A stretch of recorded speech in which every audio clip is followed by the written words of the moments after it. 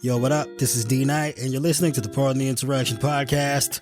My oh my, we've had so much going on. For starters, in case you missed it, we've got a new addition to the Pardon Pie family, Tara Dublin. Make sure you go follow her on Twitter at Tara Dublin Rocks. Also, pick up a copy of her book while you're at it. Make her day, The Sound of Settling.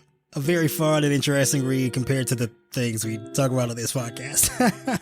But yeah, we're heading toward the do or die time for the 2024 election. Go ahead and hit up JoeBiden.com. Get that man like $1 a month or something. Help his campaign staff up and get prepared to try and save our democracy. And make sure to grab like one other person you know and tell them about the podcast. Make sure they subscribe and tune in every single week. We got a lot of things coming up for you this year. We need all the support that we can get. So if you do your part and help us grow our audience, we'll do our part and help elect Joe Biden in 2024 and save American democracy.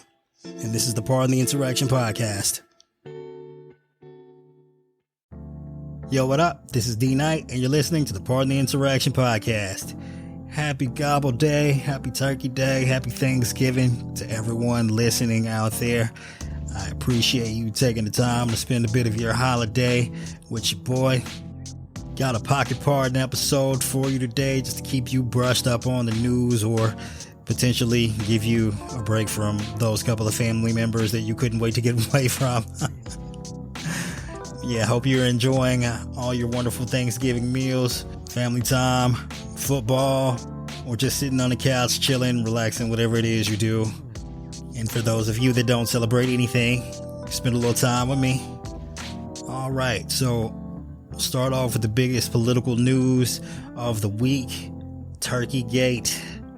Jason Chaffetz blaming Joe Biden for his $90 organic, grass-fed, free-roam, gourmet, woke-ass turkey in its exorbitant price because Joe Biden makes the decisions about where you choose to get your fucking insanely expensive-ass turkey. But yeah, he was complaining on Fox News about Americans having to pay more for the Thanksgiving dinners this year, saying specifically that Joe Biden was responsible for his expensive-ass turkey that he handpicked out himself from the most expensive place he could possibly find. You know, saying $96 or whatever it was absolutely absurd. And then he posted a picture of the turkey on the social medias, with the price being approximately $114, so apparently he either lied about the price of the turkey that he bought on Fox News and went and found an even more expensive turkey, or just, like, math is hard. I don't know. Maybe it's the latter. I mean, he's not the brightest individual in the world. I don't know how they do it out there in Utah, but, I know the difference between, $90 and $115. Anyway, as it turns out, prices this Thanksgiving are down from a year ago. Everything's cheaper, food's cheaper, gas is cheaper, flights are cheaper. The White House likes to lay into this Bidenomics thing, but apparently it's working. It's doing its job. I mean, not to say that inflation has totally gone away, but it is as low as it's been in years, and America has been dealing with the lowest rate of inflation of the entire developed world over the course of the past couple of years, thanks to Joe Biden's economic policies. Of course, the media just doesn't enjoy telling you the truth. They don't like it. Anything that makes Joe Biden look good, they'll just keep that on the hush. But I guarantee you, if inflation ever does happen to go back up, they'll be the first ones to point it out. They'll let you know. They've been predicting an economic recession for like 2 years now. Feels like every day of Biden's administration, they're like, the economy's set to crash. And it hasn't. I mean, you can go look it up. Thanksgiving of last year. And the year before that. And if there's one contributor to the increasing price of consumer goods and consumer products over the course of the last couple of years, I'm sure you would be likely to say inflation. And yes, that's fair. But also price gouging. So an Illinois jury earlier this week found that several of America's major egg producers conspired together to limit the United States supply of eggs in order to raise prices. price fixing. Now, this ruling, of course, covers a period between 2004 and 2008, so yes, it's been quite a while, but what I would like to point out is that if it was a successful business strategy for these companies over a decade ago, it's not like they stopped doing it, folks. Like, if you were wondering a year and a half ago why eggs were so high, what the egg producers were saying was that there was a contagious disease, a bird flu of some sort, that was infecting a number of their stock and farms all across America. And because those birds had to be slaughtered and couldn't be used for human consumption, of course, that caused a rise in the price of poultry, turkey, eggs, and such. But also, like, why not take the opportunity to increase the prices even further and collect more of a profit? It's the same old scheme. It's been going on here for the last couple of years, ever since, due to supply chain disruptions and such, that nearly every country around the world was experiencing a significant amount of inflation. But what's really funny is the former chairman of one of the companies found liable for price fixing is running for Congress in 2024. You can't make it out. And of course, he's a Republican. And I'd just like to point out that for all this hand-wringing Republicans do about consumers facing excessive prices, there was an anti-price gouging bill that Biden was ready to sign in May of last year or so, and Republicans voted it down. You know why? Because they don't actually care about fixing the fucking problem. They want the problem to remain so they can complain about it, so they can say that government doesn't work, even though they're wholly responsible for the fact that government doesn't work the way people would like it to. Bananas. And if you're excited to hear about more conservative hypocrisy, Moms for Liberty, if you're not familiar with that group, also lovingly referred to as bitches for bigotry, or as I like to call them, heifers for Hitler, as I like to call them after one of their chapters quoted Hitler in a newsletter.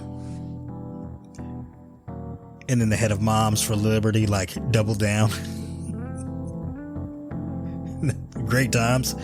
But yes, that conservative group who's been trying to infiltrate school boards around the country so they can enact their racist, homophobic, transphobic policies in schools across America, and banning books, making kids dumber, making them less informed and ill-equipped to contribute to society as an adult. Yeah, that group. So apparently their outreach leader, who is based in Philadelphia, is, get this, a registered sex offender. You never would have guessed it, huh? It's always the people running around yelling about pedophiles and such that are the actual pedophiles. Who would have thought? So Philip Fisher, a pastor, of course, because there's nothing like mixing your pro-Nazi Christo-fascism with being a child molester. But yeah, Philip Fisher, a pastor and a local Republican ward leader, he pled guilty to a charge of aggravated sexual abuse involving a 14-year-old boy in 2012 when he was 25 and living in Chicago. If you thought I was going somewhere else with that story, no, not really. Just wanted to point out that heifers for Hitler, they're also pro-child sex traffickers. They're defending the fucking guy's record. They're still gonna have him involved, in their fucking outreach programs and their non-profit organization gatherings and what the fuck not. I wouldn't be surprised if at some point they have him run for school board, because of course, these fucking people.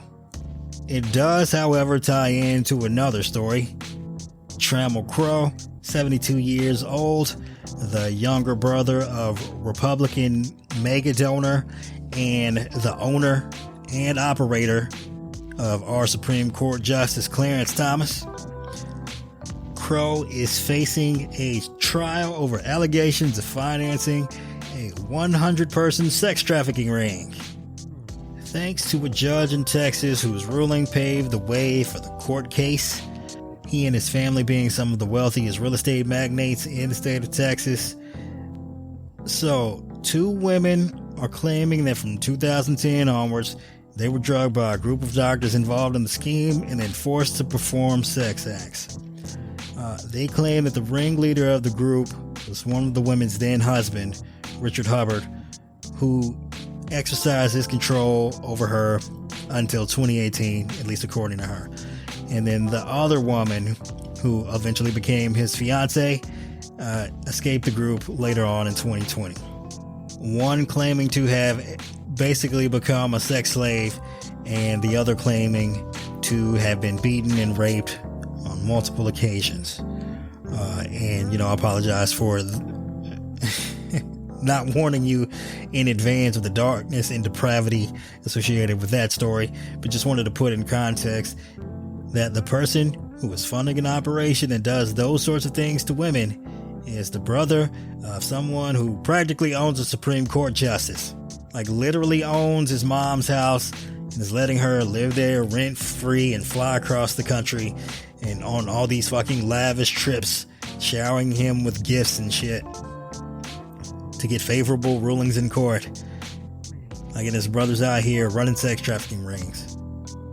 And if you want to take it to like the extra layer of salacious scandal, Crow is a friend of Prince Andrew's ex-wife, Sarah Ferguson. So, if you like diving down the conspiracy theory rabbit holes, you go right ahead. Feel free. The fact that this guy is associated with Prince Andrew in any way, when we have these regularly reported ties between Prince Andrew and Jeffrey Epstein, we also know to be involved in sex trafficking rings. So I just, put 2 and 2 together however you like there. It's definitely not squaring the circle. It is the Venn diagram overlapping. And speaking of bad news for conservative billionaires, the civil trial of the Trump Organization in New York is taking a turn for the better for us, but for the worse for Trump, as his former controller, Jeff McConney, took the stand.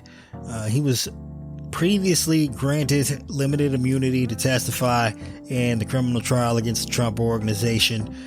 He was called as a witness by the defense to testify today, and when asked, not today, but this week, and when asked about why it was that he decided to quit the Trump Organization, he broke down in tears, boo-hoo bitch, talking about how he was just tired of being accused of falsifying the documents and inflating the assets owned by the company in order to give Donald Trump a higher net worth. Yeah, cry more, ho. Well, on cross-examination, he was asked whether or not Donald Trump was responsible in any way for signing off on documents that contain the false and overinflated evaluations of, Trump org properties, where Trump and Sons said that they relied on outside accountants to handle that. Well, apparently, information that wasn't even turned over in discovery, but was obtained from, their accountant Mazars by subpoena, was presented to McConney. And lo and behold, in blue ink, there was a sign off on the bottom saying to DJT for final review. Meaning that Trump signed off knowingly on the documents fraudulently inflating the value of his assets on these financial condition forms before sending them off to the accountants, thereby establishing the conspiracy between McConney, Alan Weisselberg, and Donald Trump and co. to commit fraud in order to obtain beneficial loan terms that they weren't qualified to receive, insurance, etc., etc. Now, of course, the persistent fraud count in this trial, the judge already found the company liable for that, but there were a number of other counts involved in the lawsuit that require prosecutors to prove intent, and in this particular instance, having a document show Trump's direct knowledge of the fraudulent statements at issue. I mean, it basically wraps this shit up, yo. Like, I thought at some point maybe the judge might throw them a bone on one of the counts and say, you know, maybe the New York AG's office didn't meet the burden of proving intent. Maybe to just give some sort of fig leaf to Trump and company, saying, hey, I didn't completely hammer you on everything. I think that's over. That's a wrap for that. Judge is going to find Trump and Trump Org liable on all counts, and they're going to get fucking hammered. Now, I'm not entirely sure that the judge will agree to uphold the full $250 million worth of disgorgement fees that Fani Willis is asking for. I do believe, to some degree, it's her responsibility to provide proof of the amount of undue profits Trump Org gained from engaging in this fraudulent activity. Now, I suppose because it's a bench trial, that the judge is capable of going back through the factual record to come to some sort of conclusion about what that number should or shouldn't be. But I don't know. That's one of the issues that could probably be raised on appeal, since we're almost certainly guaranteed to see Trump Org lose this case. But just consider that moment the end of the trial. It's a wrap. Get them up out of here. Trump Org's over. And they definitely won't be able to do business in New York ever again after this. And if they have to pay a significant fine, Trump's cash poor. Again, like, I think that's fairly obvious at this point. They're going to have to sell off a lot of assets to pay those fees. And of course, Trump Org gets paid last. Meaning, of course, that they'd have to pay back those financial institutions first to satisfy the loan conditions, and no one knows how much money would even be left over. Like, this could start a cascading effect where the company goes bankrupt, and it's not like Trump hasn't filed for bankruptcy before. It wouldn't be the first time. Me personally, I am rooting for the worst for the Trump Organization.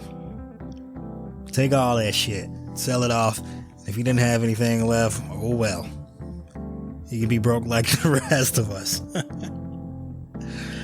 And speaking of rooting interests, and no, this isn't a sports ball minute of the week, but much like Republicans are rooting for high prices and high inflation and making sure that American citizens are suffering financially, Fox News is rooting for a terrorist attack. Yeah, you heard that right. In case you missed it, there was an explosion at a checkpoint at the border in New York near Niagara Falls, with a bridge going over Niagara Falls.